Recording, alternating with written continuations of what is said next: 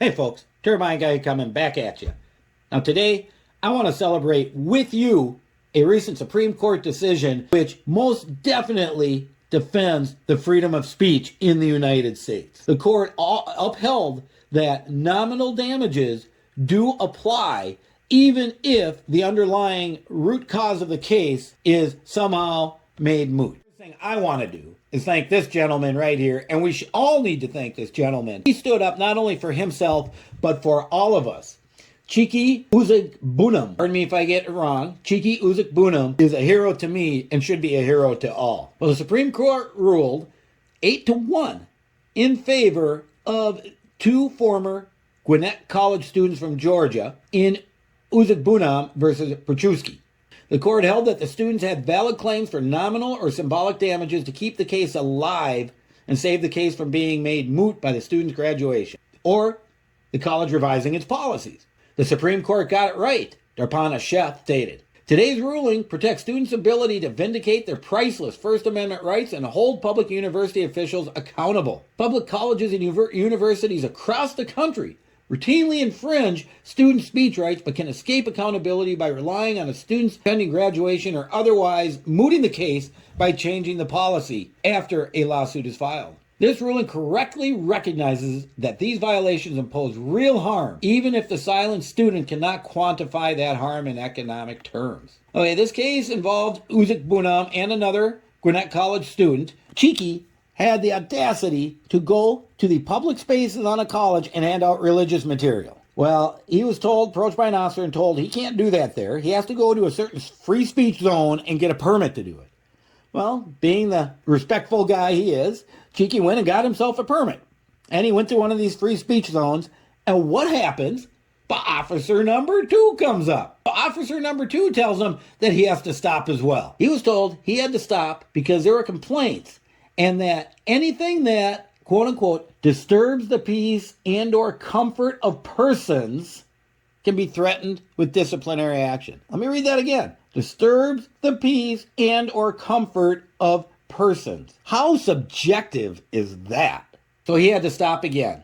And then he filed this suit, looking for an injunction to prevent the school from stopping him from free speaking as the Constitution gives him the right to do, and for $1 in nominal damages to show these people that they were wrong. Well, Gwinnett College responded, claiming, get this, that pushing or promoting a religion arguably rose to the level of fighting words. Yeah, you heard that right.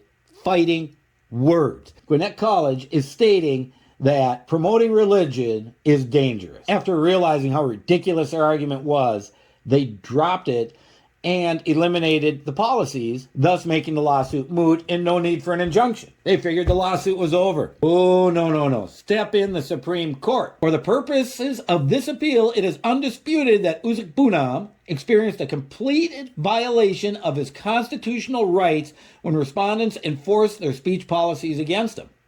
Justin Clarence Thomas stated, because every violation imports damage, nominal damages can redress Uzik-Bunam's injury even if he cannot or chooses not to quantify that harm in economic terms.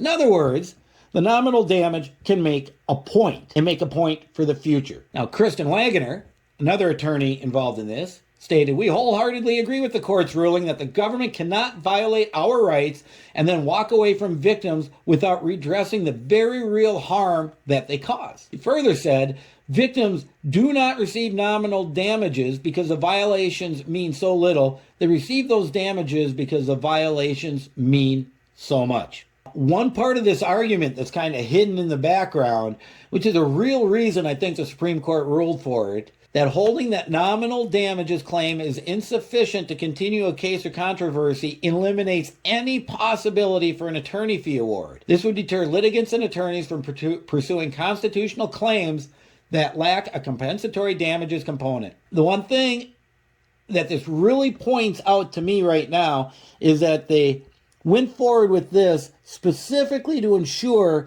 that in the future, people would follow up on claims of violation of the First Amendment because they would have attorneys who would take the chance to do it knowing they had such a good case they were going to get paid on the back end. Why would an attorney take on a case like this when they weren't going to get paid? And obviously students like this typically don't have the money to stand up for our rights.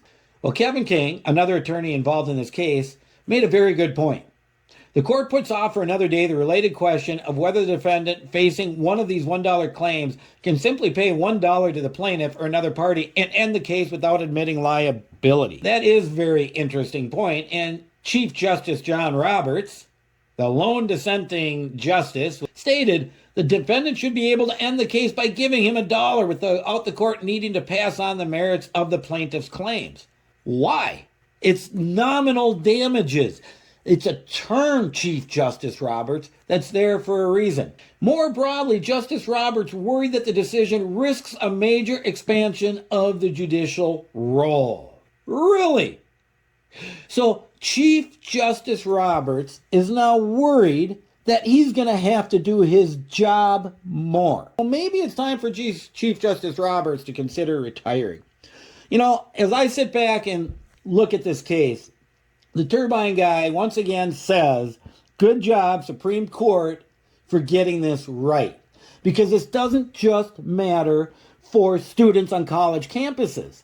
This matters other places that people are petitioning the government or exercising their First Amendment rights. Say someone trying to petition City Hall, and City Hall keeps coming back with prosecution after prosecution to shut you up.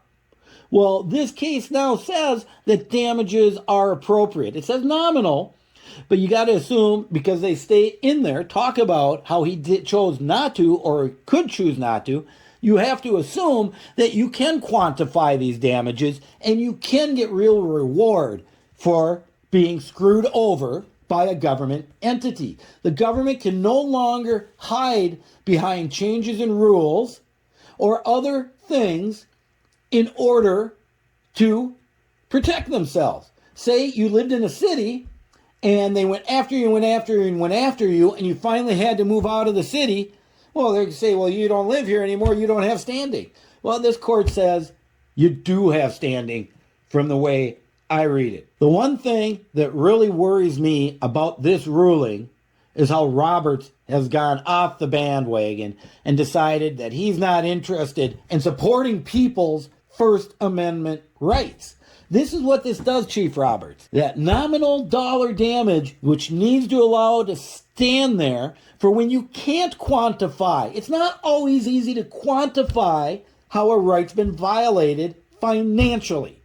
Sometimes it is, but not always. And if you can't quantify it, sometimes you still have to stand up, not just for yourself, but for others. You have to stand up to make our country better. And we have to leave that dollar in and leave it there as a symbolic number so that people understand when this ruling goes this way, it means something was done wrong. And if it happens again, you are going to be held accountable.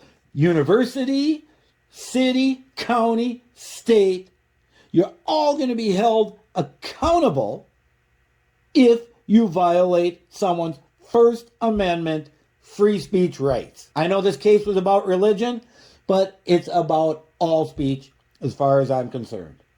So for the last time, Turbine Guy, celebrating with you, the Supreme Court standing up for the little guy today.